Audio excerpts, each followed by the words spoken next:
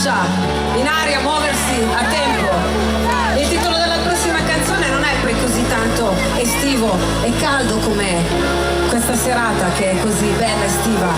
È una canzone autunnale, l'avrete già riconosciuta.